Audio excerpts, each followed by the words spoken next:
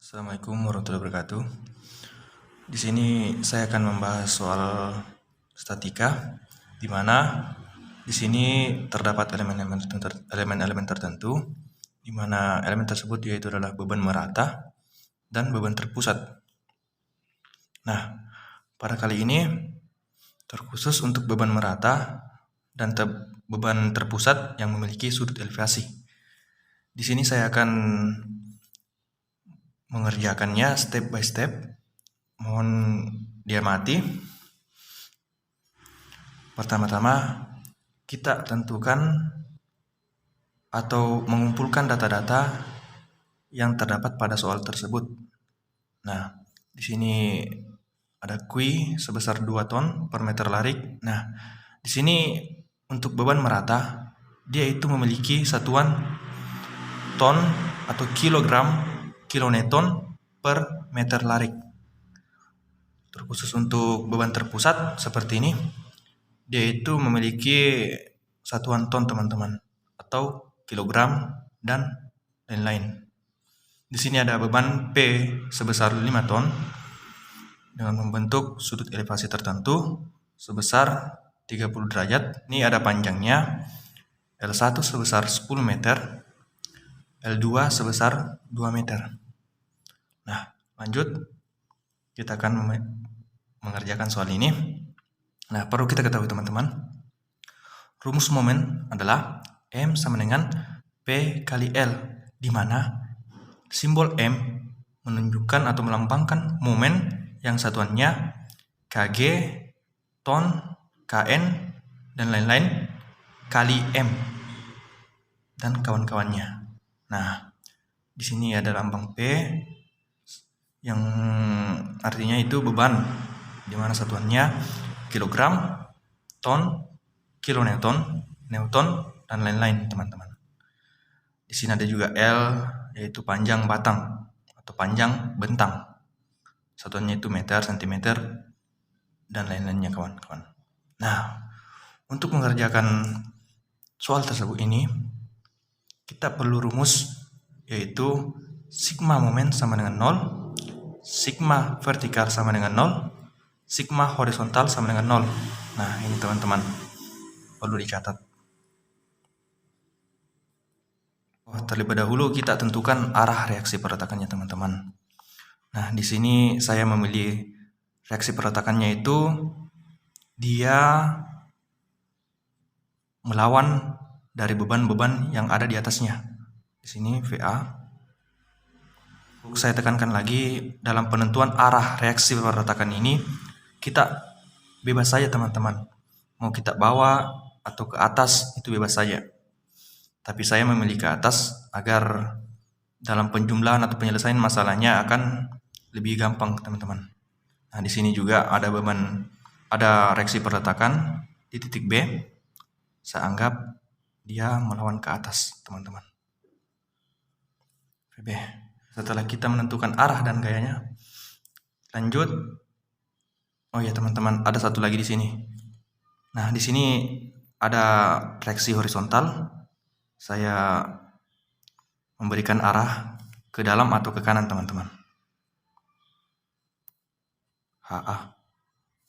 Mengapa saya tidak memberikan reaksi di titik B? Karena dia itu perletakan sendi perletakan roll teman-teman.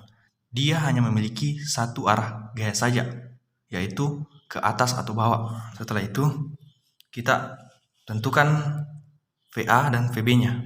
Nah, di sini saya memilih sigma momen di titik A, atau momennya itu berpusat pada titik A.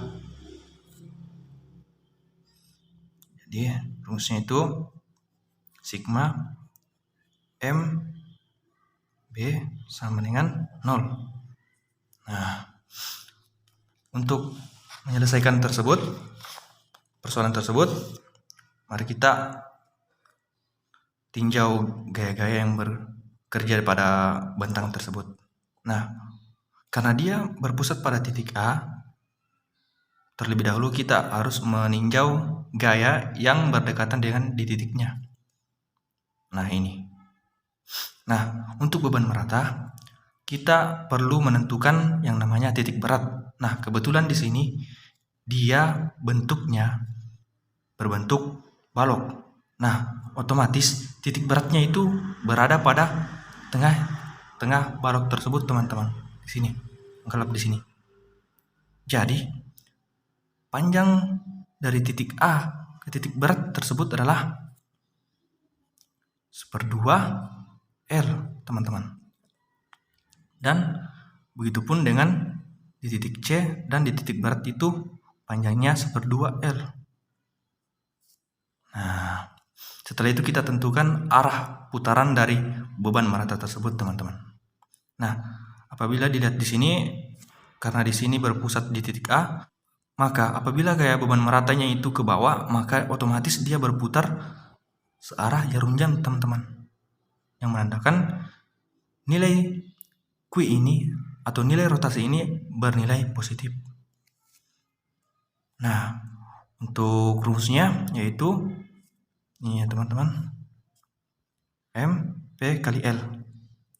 Di sini kita dapat merumuskannya positif Q kali, karena dia beban merata, berarti total beban meratanya itu adalah panjang dikali Q, maka Q kali L2. Nah, dikali jarak, yaitu titik berat, pusat titik berat ke titik A, yaitu 1/2 L2. Nah, sudah kita ketahui, kita simpan terlebih dahulu. Sekarang lanjut. Nah, di sini ada beban sebesar 5 ton yang membentuk sudut elevasi tertentu. Nah, di sini kita tidak boleh semerta-merta membuat rumusnya. Karena mengapa? Karena dia itu belum terproyeksikan di sumbu X dan Y. Nah, cara untuk memproyeksikan beban tersebut yaitu dengan cara begini, teman-teman. Nah, kita ambil sampelnya. Nah, di sini ada beban P. Di sini ada sudut elevasi sebesar alfa. Cara memproyeksikannya, teman-teman, kita lihat arah P-nya itu ke mana. Nah, kita lihat panahnya ya.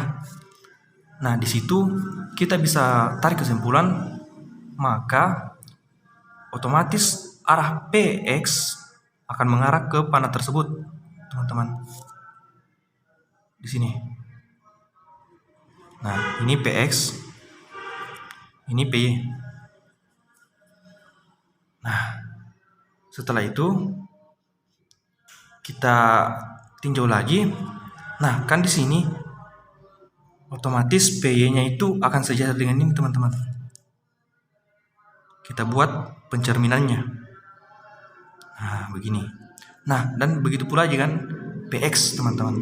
Kita buat pencerminannya di atas begini. Nah, alhasil dia akan membentuk persegi. Nah, disinilah kita memproyeksikannya atau membuat rumus PX dan PY. Bagaimana caranya?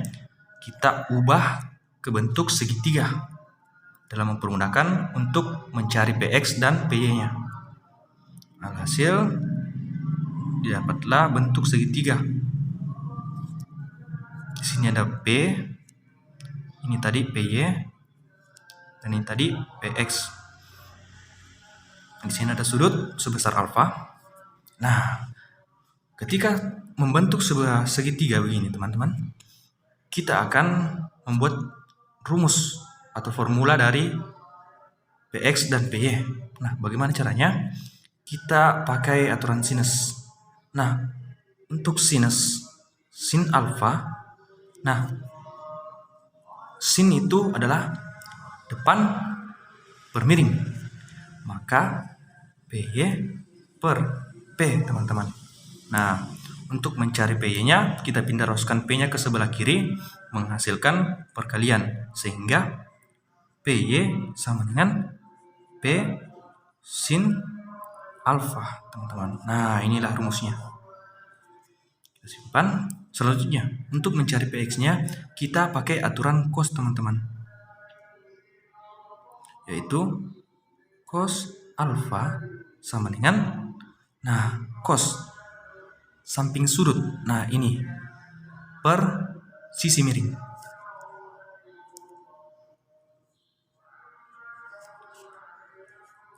P. Nah, kita pindahkan P-nya kurus kiri sama seperti mencari PY, dan dapatlah hasil dari PX yaitu P cos alfa. Nah, ini teman-teman. Nah, setelah itu kita analisis gaya yang terdapat pada bentang CD. Nah, di sini ada P. Nah, di sini karena kita telah menentukan P-nya atau hasil dari proyeksi P, maka kita masukkan di sini, teman-teman. Nah, di sini ada proyeksi terhadap PY. Di sini juga ada proyeksi terhadap PX. Nah, yang kita pakai yaitu adalah proyeksi terhadap PY. Kenapa saya tidak memakai PX? Karena, nah, ceritanya begini. Ketika ada sebuah titik atau sebuah bentang, ketika ia memiliki beban yang sejajar dengan bentang tersebut, maka otomatis dia tidak akan berotasi, teman-teman. Maka dari itu saya tidak mengambil variabel PX dalam bentang tersebut, teman-teman. Begitu. Nah, kita rumuskan beban PY-nya itu mengarah ke bawah, yang menandakan dia itu berotasi searah jarum jam bernilai positif. Jadi bisa kita rumuskan PY kali jarak PY ke bentang CA itu berapa, teman-teman? Kali 10. Di sini positif ya, teman-teman. Lanjut, kita simpan dulu. Di sini ada beban atau reaksi perletakan VB. Dia itu mengarah ke atas sehingga menyebabkan perputaran rotasinya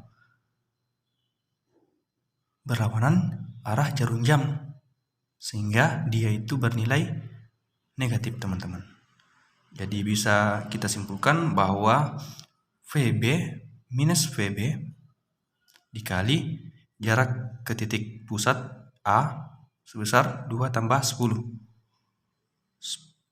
12.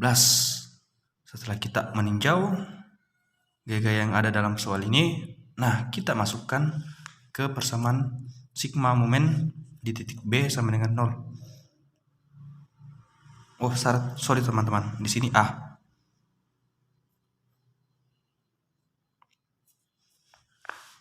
Nah, kita ambil satu persatu. Q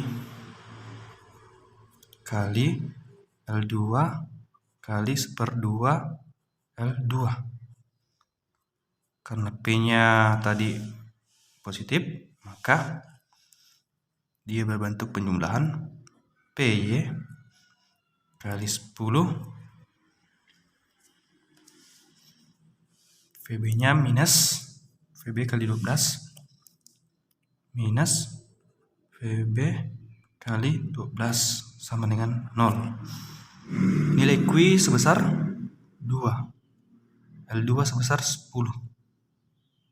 1/2 L2 sebesar 1/2 kali 10 plus PY sama dengan P sin 30 kali 10 kurang VB kali 12 sama dengan 0.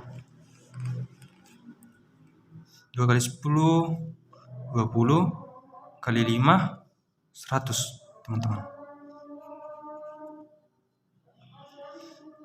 Plus P-nya 10, PP-nya 5 kali sin alfa sin 30 itu 1/2, teman-teman ya.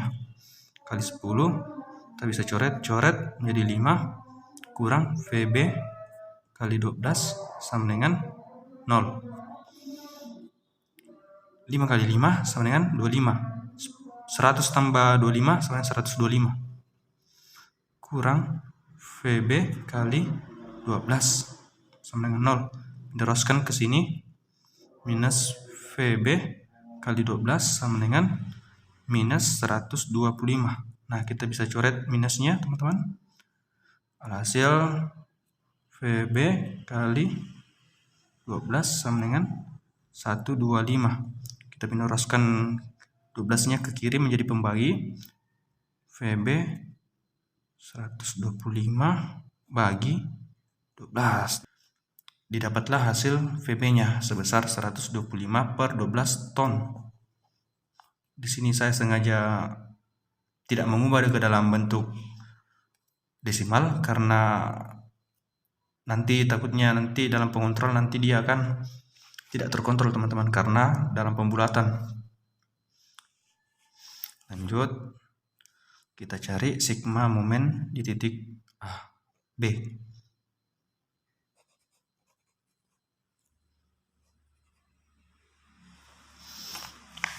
Nah, kita bedah lagi soalnya. Sekarang titik pusatnya itu berada di titik B. Nah, kita cari gaya yang berdekatan dengan titik B. Nah, di sini kebetulan ada PY. Kita tinjau di mana arah rotasinya. Hasil dia bernilai negatif karena dia berlawanan jarum jam. Maka dapat dirumuskan. Mana ya tempatnya di sini? Min PY dikali jarak PY ke titik pusat sebesar 2. Kita simpan.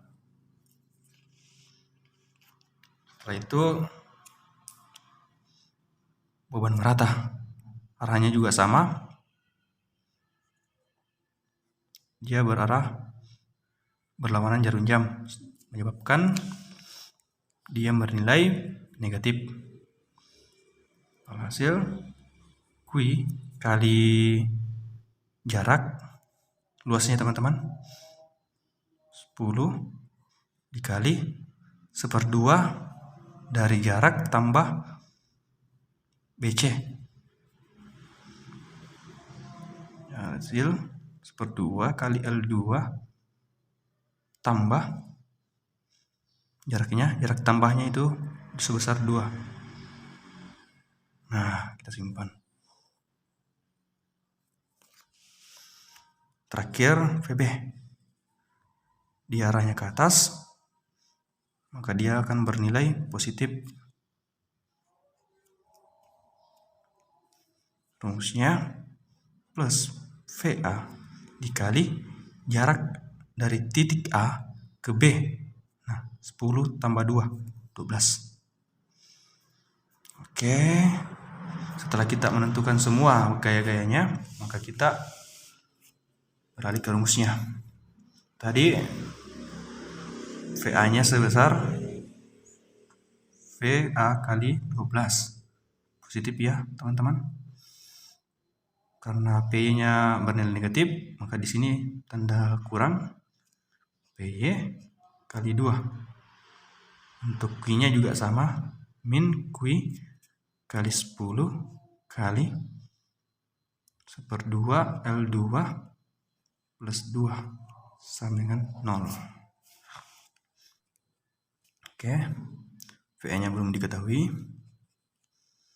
PY P sin 30 derajat kurang Q-nya itu 2, 10. 1/2 L berarti 5, 1/2 dari 10, 5 tambah 2 sama dengan 0. Kita tulis ulang, VA kali 12 kurang, nah, sin 30 itu, oh ya, ada tambahan di sini kali 2, teman-teman. Sorry. Di sini karena sin 30 itu 1/2 dikali 2, maka alhasil dia itu 1, teman-teman. Nah, nilai P-nya sama dengan 5 kurang 2 kali 10, 20 5 tambah 2, 7. 20 kali 7, 140 ya teman-teman. Oke. 5 kurang 140 sama dengan minus 145, 0. Kita mendoroskan 145-nya, VA kali 12 sama dengan 145. Ini pendoroskan lagi, VA sama dengan 145 dibagi 12 dalam satuan ton. Oke. Nah, setelah menentukan variabel VB dan VA, kita lanjut ke sesi pengontrolan teman-teman. Di mana rumusnya bisa kita lihat. Nah, ini.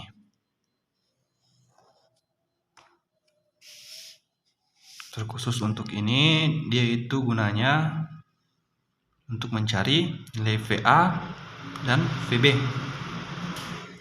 Untuk ini tambahannya teman-teman, reaksi arahnya horizontal. Nah, kita lanjut, kita pakai rumus sigma V sama dengan 0. Kita lihat arah gaya yang bekerja pada soal tersebut. Nah, terkhususnya itu terhadap gaya vertikal. Di sini ada beban merata mengarah ke bawah. Di sini juga ada gaya sebesar PY mengarah ke bawah. Di sini ada VA mengarah ke atas. Di sini ada VB mengarah ke atas. Maka bisa disimpulkan atau bisa dirumuskan VA ditambah VB. VA ditambah VB dikurang QI, karena dia beban merata, maka dikali 10 kali 10 dikurang PY sama dengan 0. Nilai VA-nya 145 per 12. Nilai VB-nya 125 per 12. Nilai Q-nya 2 kali 10. PY itu tadi P sin 30 ya. P sin 30 derajat sama dengan 0. 145 ditambah 125 itu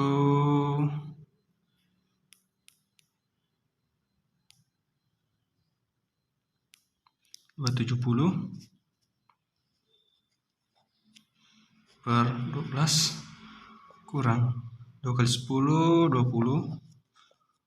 P-nya sebesar 5. Sin-nya sin 30, jadi alhasil sin 30 itu 1/2. 5 kali 1/2 sama dengan 2,5 sama dengan 0. 270 bagi 12 itu 22,5. 20 min 20 dikurang 2,5, 2,5 sama dengan 0. 22,5 kurang 22,5 sama dengan 0. Hasil terbukti. Oke. Pada sistem kali ini dia terbukti bahwa bentuk dari soal ini dalam keadaan setimpal. Untuk reaksi horizontalnya kita bisa pakai sigma H sama dengan 0. Di sini saya memilih arah HA-nya itu ke dalam atau ke kanan teman-teman. Jadi dia bernilai positif.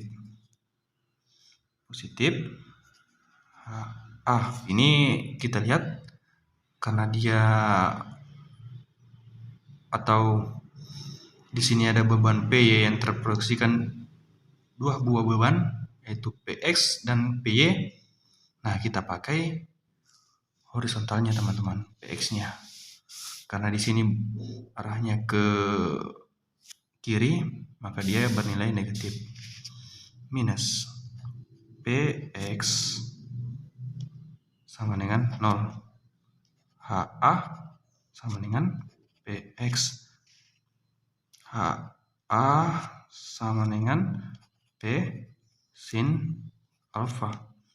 HA sama dengan 5 kali sin sorry. Di sini PX ya. Jadi kita pakai cos di sini. Ini ya, teman-teman.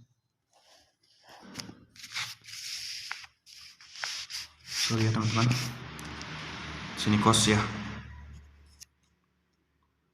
Oh ya, 30 derajat. HA sama dengan 5 kali cos 30 derajat itu 0,87 ya. Alhasil 5 kali 0,87 yaitu 4,35 ton. Di sini kita telah mendapatkan HA sama dengan 4,35 ton, VA sama dengan 145/12 ton, dan VB sama dengan 125/12 ton. Selesai. Ya, mungkin cukup sekian dari saya. Mohon maaf apabila ada kekurangan. Wabillahi taufiq wal hidayah. Wassalamualaikum warahmatullahi wabarakatuh.